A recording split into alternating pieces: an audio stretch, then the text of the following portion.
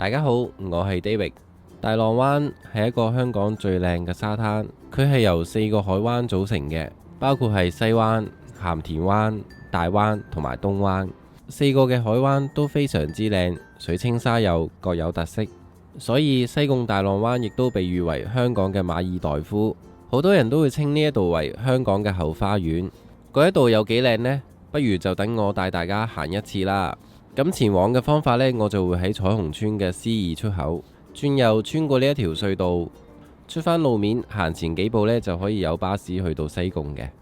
首先我哋要去黃石碼頭呢，就可以直接搭96號 R 巴士坐到總站，但呢個巴士呢，就只會喺星期日同埋公眾假期先會開嘅。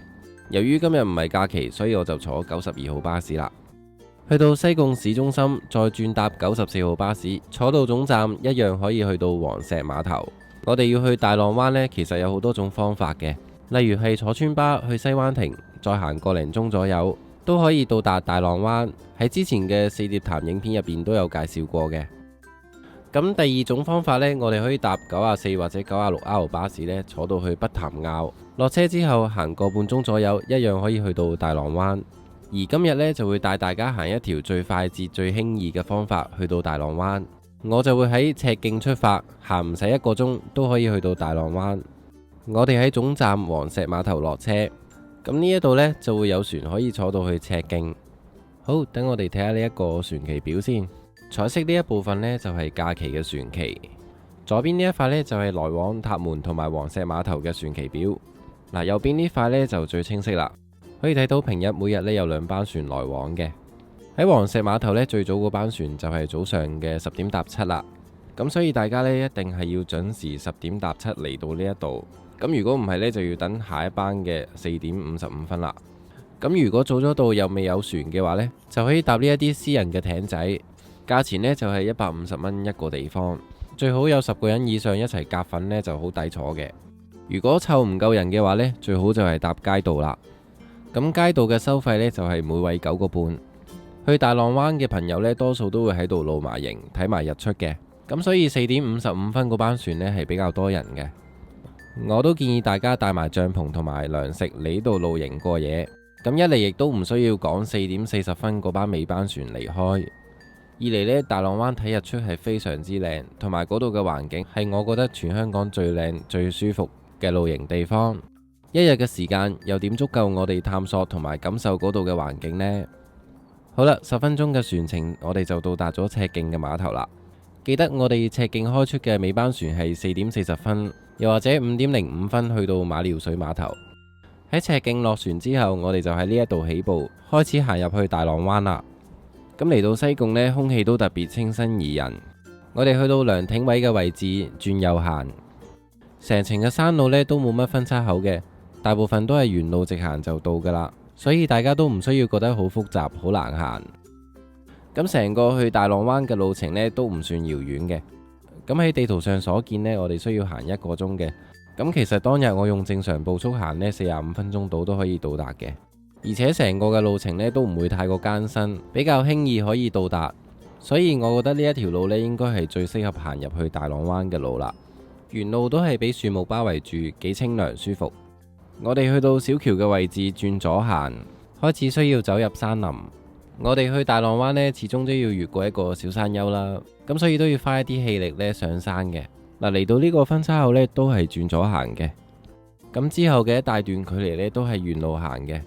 點解今日我會揀選呢一條路同大家行呢？因為大家都知去露營係需要帶好多嘅物件同埋裝備，咁個背囊一定會裝好多嘅嘢，非常重。所以都希望用一條最簡單最短嘅路程呢，可以去到目的地，保留翻一啲氣力，去到目的地嘅時候可以游下水、行下山、散下步，同埋早一啲去到霸翻個靚位，紮翻個帳篷，早一啲 settle 晒所有嘢，培養下心情，欣賞一下呢個大自然嘅風景。陣間呢，我哋就會入大浪灣。咁大浪灣係一個統稱嚟嘅，佢可以細分做4個海灣嘅。咁包括係西灣、鹹田灣、大灣同埋東灣嘅4個嘅海灣呢，都係非常之靚，各有特色。咁一陣間呢，我就會詳細介紹佢哋唔同嘅優點同埋特色俾大家認識。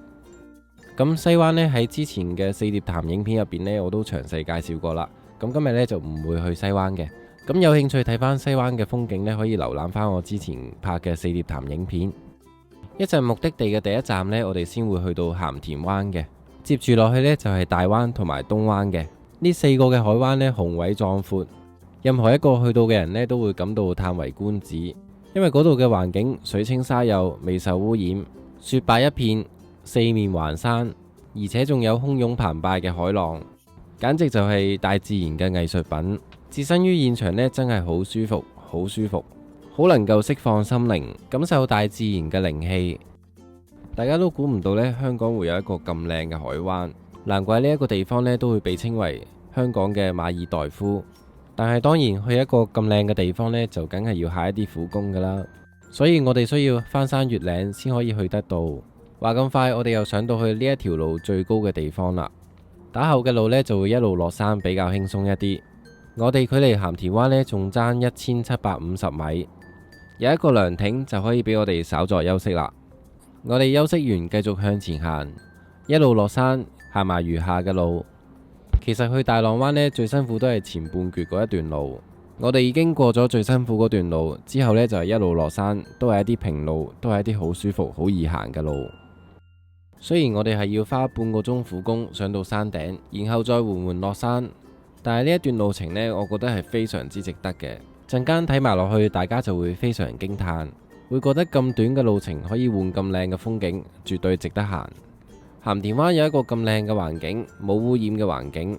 我哋去鹹田灣要花一段嘅苦工，但正正因為冇交通工具可以直達咁方便呢，先可以保留到呢一度咁靚嘅原貌，少一啲人流，少一啲污染，同埋需要到場嘅人自律守己，先可以讓咁靚嘅沙灘長存不朽。陣間我哋去嘅第一站鹹田灣呢，係一個非常適合露營嘅地方，因為嗰一度呢，有啲民居，亦都有啲嘅士多呢可以進行補給。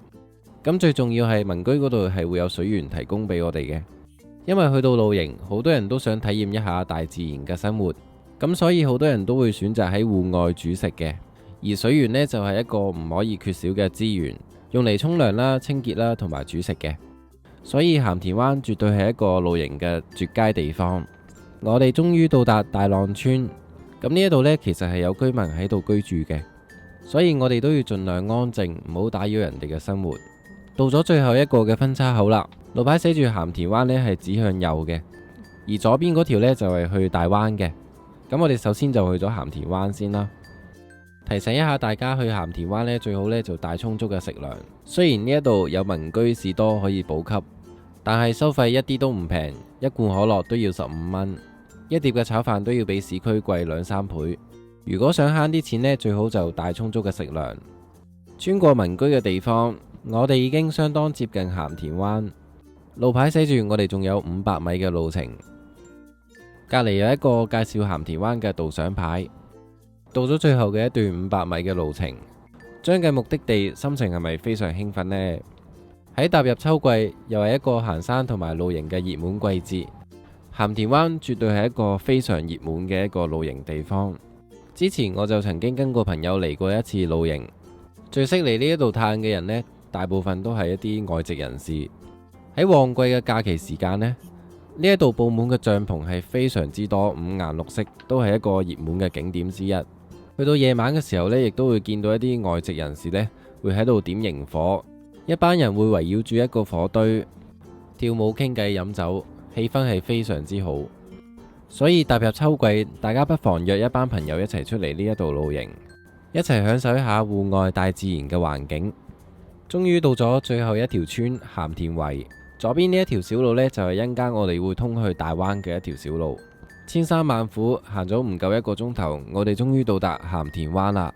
呢一間嘅士多呢，就係鹹田灣好有代表性嘅士多，叫做海豐士多。咁我哋可以睇下入邊嘅雪櫃呢，啲飲品都相當貴，所以想慳錢嘅話呢，盡量自備充足嘅食糧。呢間士多亦都有暖水可以沖涼嘅，但係都係要收費嘅。行前多幾步，等等，呢一度就係我哋嘅目的地鹹田灣啦。嚟到呢一度，相信大家都會急不及待衝去沙灘嗰度。嗱，喺淡水河嘅上邊呢，有一條木橋，係嚟到鹹田灣必到嘅打卡熱點之一。睇下前面2個嘅大細路興奮到幾開心。有啲搖搖欲墜，大家要小心，唔好太過興奮。上木橋跨過呢一條小村，感覺真係好 relax， 好寫意。好啦，我哋終於可以踏入咗鹹田灣嘅沙灘啦。等我一一介紹呢一度嘅優點同埋美景俾大家認識，希望可以盡量拍攝到佢嘅美態俾大家欣賞。踏足呢一片沙灘，第一下感覺非常雪白，周圍嘅沙非常淡黃色，雪白一片，統一無雜質。齋望畫面呢，大家都可以感受到呢一度啲沙呢係幾咁幼細，幼細到連風都可以吹出紋理出嚟，難怪大家都會用水清沙幼嚟形容佢。呢一啲就係風嘅線條，真係淨係欣賞啲沙都覺得好舒服，好正。我再執紮沙上手，大家就可以睇到啲沙有幾咁隨風飄逸，真係好正。喺咁幼細嘅沙灘上面行起上嚟都有啲滿山難行。成個沙灘就得我一對嘅足印，而且足印亦都會好快被風吹暈。呢一度另一個靚嘅地方就係四面環山，睇唔見石屎森林，周圍被山包圍住，非常寧靜，只會聽到好舒服嘅海浪聲。我哋再走近大海望一望，成個嘅沙灘幾咁寬闊空曠，沙亦都隨住濕度漸變出唔同嘅顏色。而浪花呢就會薄薄一層逐層咁堆疊，隨住啲浪花嘅沖洗，漸變嘅沙呢都分成3種顏色，包括係全光嘅淺白色、淡黃色同埋浸濕咗嘅深黃色。浪花亦都係呢一度嘅賣點之一，淨係欣賞呢度嘅浪花，我都可以欣賞好耐好耐。浪花都係非常變幻莫測，每一個浪嘅形態都係唔一樣嘅，唔同嘅時期亦都會捲起唔同嘅美態。有時會薄薄一層，有時會幾層堆疊，有時會風高浪急，衝得好高。呢一啲就係大自然嘅脈搏，聽住浪花衝嚟嘅海浪聲，感覺係幾咁洗滌心靈，可以拋開晒一切生活上面嘅繁瑣。當捲起巨浪嘅時候呢，呢一啲嘅浪花亦都會非常鼓動，洶湧澎湃咁捲埋嚟。呢啲嘅浪花令我諗起一套 Marvel 電影《毒液》。啲浪花就好似有腳咁行埋嚟，纏繞住你隻腳，對腳浸喺海水上面，分外清涼。睇到呢一度，大家又覺得呢一個地方靚唔靚呢？值唔值得嚟呢？我會覺得香港好難得有一個咁靚嘅沙灘，我哋唔需要去到外國都可以享受外國一樣嘅陽光海灘。其實呢一個地方真係唔多香港人識得嚟，多數都係一啲外籍人士。我哋又有冇好好探索自己身處嘅地方呢？會唔會浪費咗一啲嘅良辰美景呢？正值生活急促嘅香港人，希望透過介紹呢一條影片呢，大家都可以認識呢一個地方，趁住週末嘅時間，拋開一切嘅煩惱，放低晒一切嘅壓力，過嚟呢一度洗滌一下心靈。我哋亦都可以行去左手邊嘅岩堆上邊，坐喺呢一度靜靜感受一下大自然嘅靈氣。呢一度唔會有市區上有嘅嘈雜聲，唔需要顧生活上所有繁瑣嘅工作，亦都唔需要面對日常所承受嘅壓力。尤其而家香港面對緊一啲社會撕裂嘅問題，好多人因為呢件事件，相信都感到身心疲累，承受咗好大嘅壓力，所以更加希望透過呢一條影片，可以鼓勵身心疲累嘅香港人出嚟呢度充下電，放鬆下心靈，釋放下壓力，希望紛爭可以早日平息。跟住落嚟俾大家欣賞一下呢一度壯麗遼闊嘅環境，相信嚟過呢一度嘅人呢都會唔捨得離開，實在太中意呢一片嘅大自然，被稱之為香港嘅馬爾代夫。每個嚟親呢一度嘅人都絕對會用水清沙幼嚟形容，係大自然嘅傑作，係最原始、最天然、未受污染嘅沙灘。喺香港嚟講，呢一個沙灘絕對係沙灘之冠，絕對實至名歸，當之無愧。喺影片呢一度呢，未能盡錄佢嘅美態，希望大家有時間過嚟嘅時候，可以慢慢發掘同埋欣賞。最後嘅一個亮點呢，就係呢一度嘅巨浪呢係生生不息嘅，而且非常洶湧澎湃。巨浪甚至有成個人咁高，捲埋嚟，實在非常震撼。夏天嘅時候呢，都幾多人中意喺呢一度玩衝浪嘅。我哋再行近一啲，就可以感受一下佢嘅洶湧澎湃。喺最前面呢，就捲起咗一個超級巨浪，拍打埋嚟都有啲痛楚。呢一啲就係大自然嘅威力啦。大家又覺得呢個地方正唔正呢？咁大浪灣之一嘅鹹田灣呢，就同大家欣賞過啦。而家就同大家介紹一下呢一度嘅優點先。鹹田灣嘅前方正正就係日出升起嘅東方，我哋可以喺呢一度欣賞到好靚嘅日出。呢一度水清沙幼，地方遼闊，四面環山，而且又會有水源可以供應，所以非常適合露營同埋睇日出。喺呢一度有多個嘅亮點，包括係呢度嘅沙、呢度嘅浪花、呢度嘅巨浪、呢度清澈嘅水，同埋打卡嘅木橋，每一樣嘢都令人賞心悅目。所有嘅東西動態都係非常吸引人。呢度就係鹹田灣啦。你以為呢一度已經好靚？下一站大灣係一個更加令大家驚嘆嘅地方，係大自然驚心動魄嘅傑作。事不宜遲，而家就帶大家出發啦。喺士多嘅前面行前幾步就有一條分叉口。我哋由鹹田灣行去大灣呢條路係非常輕鬆簡單，而且路程非常短，只需要跨過一座小山丘就可以到達。呢一條路大概行10分鐘左右呢就可以到達大灣，而且呢一條路亦都係幾輕易幾舒服嘅路嚟嘅，大部分都係平路同埋微斜嘅路。我哋可以喺鹹田灣先紮咗個帳篷，放低晒所有裝備，先至走過嚟呢就非常輕鬆啦。沿住呢一條路一直走，我哋穿過一片碧綠嘅樹林，沿住右手邊嗰條水管一直走，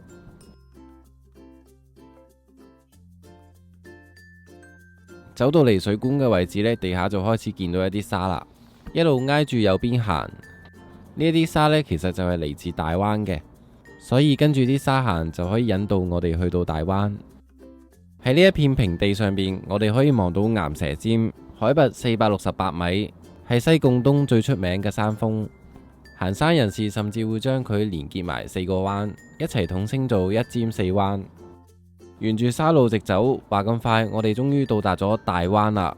呢一度名副其實係一個好大嘅灣，好大嘅沙灘，一望無際，望唔到盡頭。大灣亦都係4個灣之中最長嘅沙灘，長長嘅沙路，如果散步嘅話呢，都要行好耐。同樣地，呢一度嘅海沙亦都係非常幼細，都係隨住濕度漸變出唔同嘅顏色。等我哋一齊行近海水嗰邊睇啦，大家可以睇到呢一度超級遼闊，比起鹹田灣更加遼闊，更加壯闊，加上有3尖之手嘅岩蛇尖襯托埋一齊，真係超級宏偉壯闊。呢一個景真係冇得輸。如果中意感受風景大自然嘅話呢，一定係要嚟大灣呢個地方。初次嚟到呢一度，我嘅感受係非常嘆為觀止，真係諗唔到原來香港都可以有一個咁靚咁正嘅沙灘。呢度嘅海浪比起鹹田灣更加風高浪急，更加洶湧澎湃，浪花會互相交匯，睇到咁嘅場景，實在按捺不住內心嘅激動。我哋再睇一睇呢一度捲起嘅千層浪係有幾高，可能透過影片呢，大家都未必感受到置身現場嗰一種洶湧澎湃、驚心動魄嘅震撼。遠處嘅拍攝可能睇唔見個浪捲起時候有幾高，不過喺現場呢，我就睇見有一個衝浪嘅人呢，係捲起咗一個比佢高2倍嘅浪。大自然帶嚟嘅威力同埋震撼，顯得我哋人類非常渺小。海嘯嘅力量真係好大，天災嘅力量亦都好大，所以我哋更加要珍惜我哋而家有嘅一切。記得嚟大浪灣一定要帶拖鞋，如果唔係呢，就會浪費咗呢個咁靚嘅沙灘噶啦。喺全江嘅沙上面係非常難行走嘅，所以我哋盡量踩一啲濕少少嘅沙上面。沿住呢一條路一路散步過去，都係一件非常賞心悅目嘅事。大家不妨帶埋自己嘅知己、自己嘅朋友、自己嘅愛人行一行呢一條路。喺咁長嘅呢一條路上邊都可以傾到好多偈，而且非常寧靜舒服，最適合就係談心噶啦。四周圍都係俾山環抱，有山有水，岩蛇尖、大灣、沙灘互相映襯，呢一個咁嘅風景簡直就係絕配絕景、絕美絕妙。非常建議大家帶埋帳篷嚟呢度露營過一晚，有好多嘅良辰美景需要大家慢慢發掘。要感受呢一度嘅風景，一日又點會足夠呢？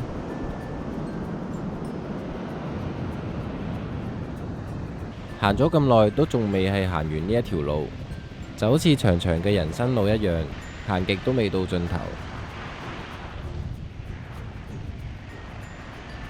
回頭一望，我哋已經望唔返嚟嘅時候嗰一端。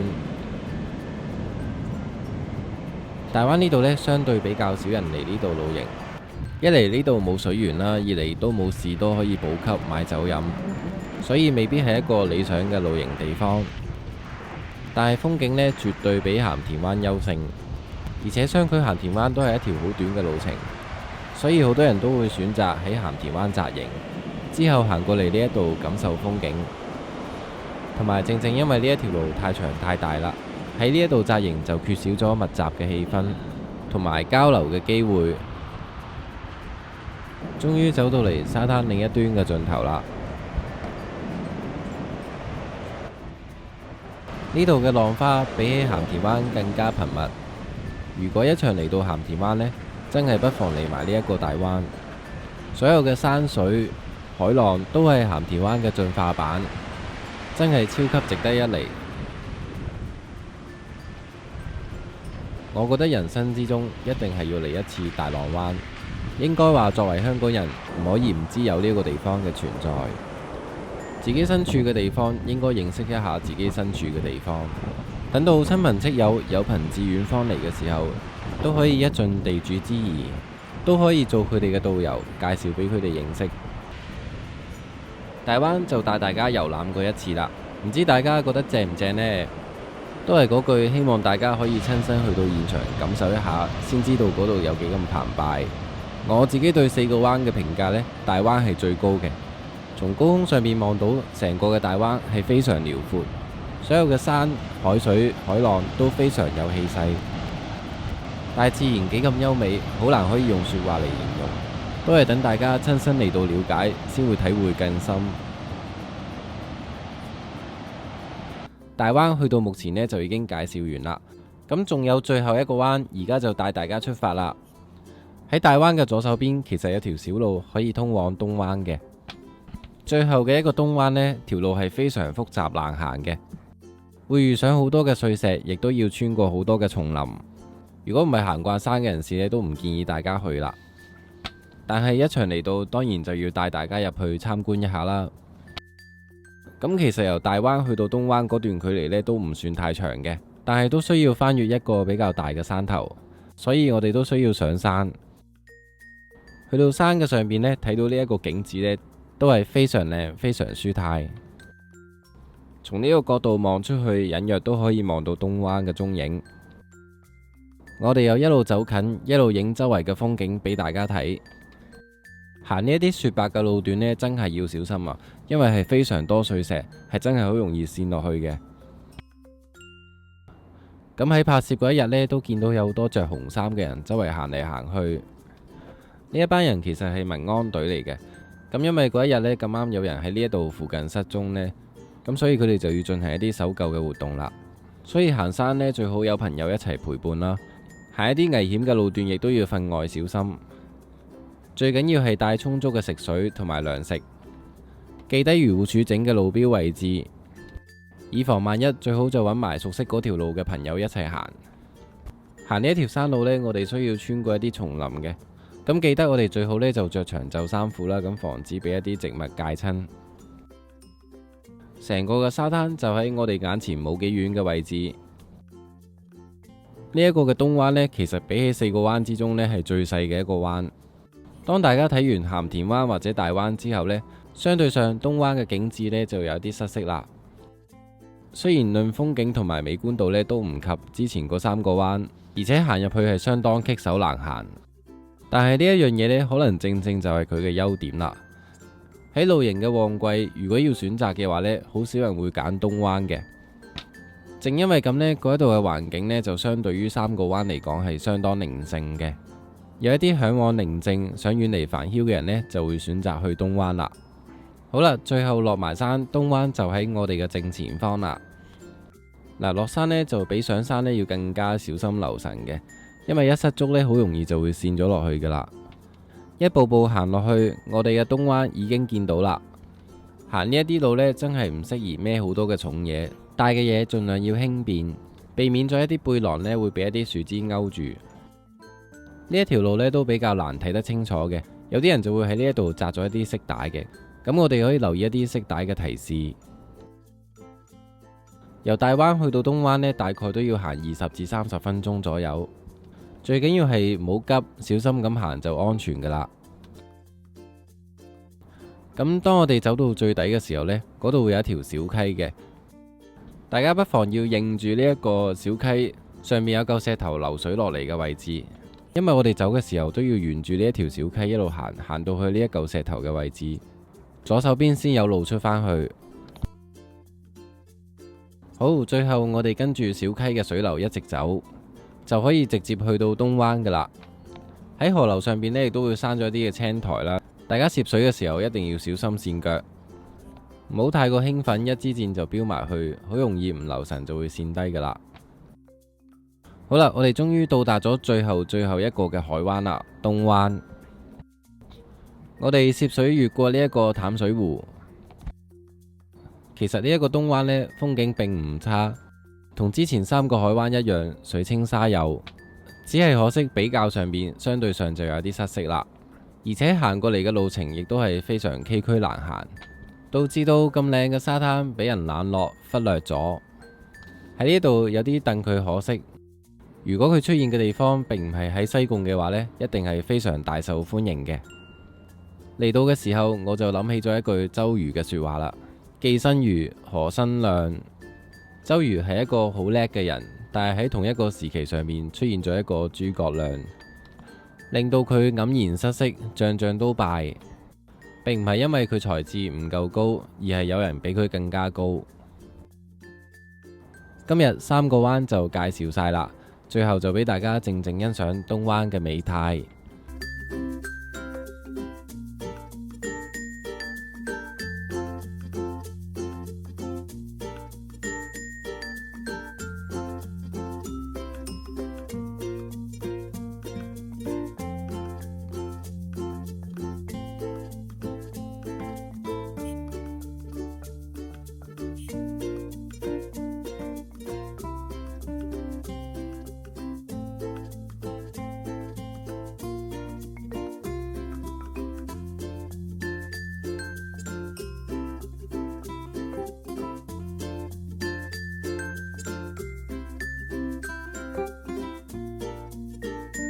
東灣亦都伴隨住一個好靚天藍色嘅淡水湖。